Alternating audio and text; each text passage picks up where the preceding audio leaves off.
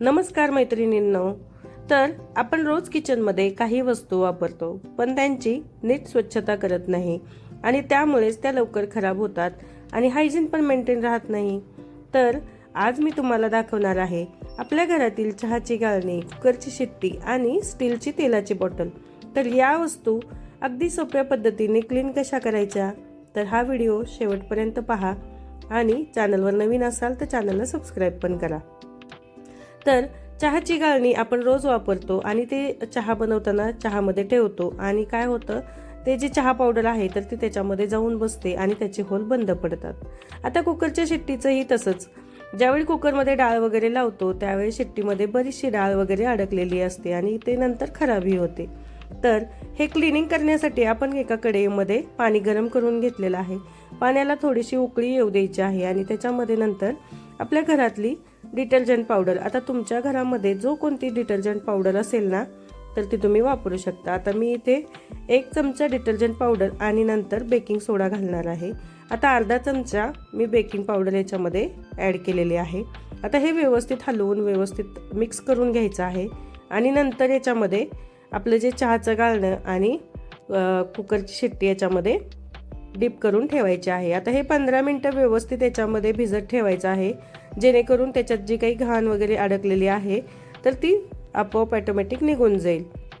आता हे तेलाचं जे झाकण आहे तर त्याला प्लास्टिकच्या रिंग्स वगैरे आहेत आणि पाणी खूप गरम आहे, त्याच्यामुळे मी याच्यामध्ये टाकत नाही आहे, कारण ती रबर जी आहे तर ती नंतर लूज वगैरे पडू शकते. यासाठी ते आपण याच्यामध्ये टाकायचं नाही. मी फक्त एकदा दोनदा त्याच्यामध्ये डीप करून घेतलं आणि असं थोडंसं तुम्ही हलवतही राहा.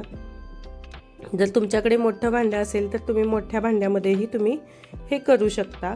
आता तुम्ही पाहत असाल की पाण्याचा कलर थोडासा चेंज होत चाललेला आहे, म्हणजे आपल्या ज्या गाळण्यामध्ये जे काही काळ्या कलरचं जे अडकलेलं वगैरे होतं तर ते बऱ्यापैकी आता हे निघालेलं आहे.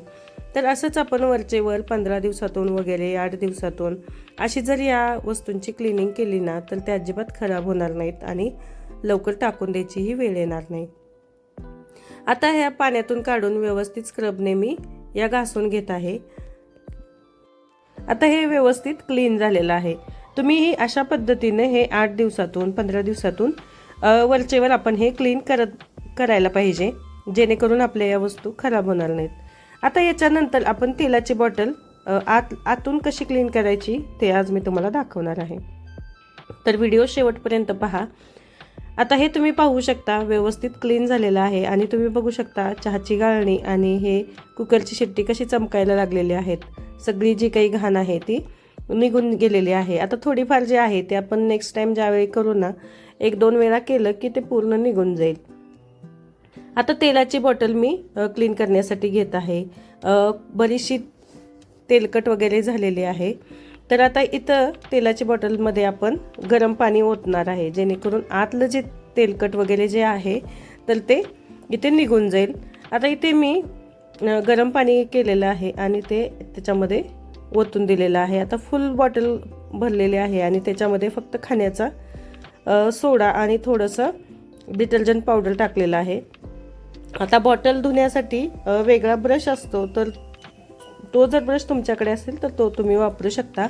आता माझ्याकडे नाही आहे म्हणून मी हा टूथब्रश यूज करत आहे. माझा जो हा ब्रश आहे तो फक्त मी घरातल्या काही वस्तू वगैरे क्लीन करण्यासाठीच वापरत असते.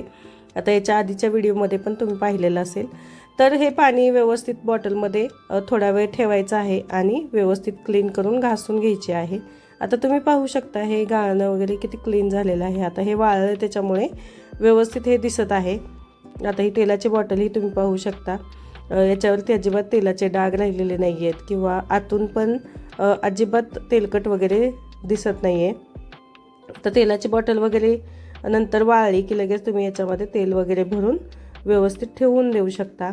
अशा पद्धतीने या वस्तू आपण घरातल्या क्लीन करू शकतो. जर तुम्हाला व्हिडिओ आवडला असेल तर चॅनलला सबस्क्राईब आणि व्हिडिओला शेअर करायला अजिबात विसरू नका. अशाच नवनवीन व्हिडिओ पाहण्यासाठी आपल्या चॅनलवरती कनेक्ट रहा. चला भेटूया अशाच नवनवीन व्हिडिओमध्ये.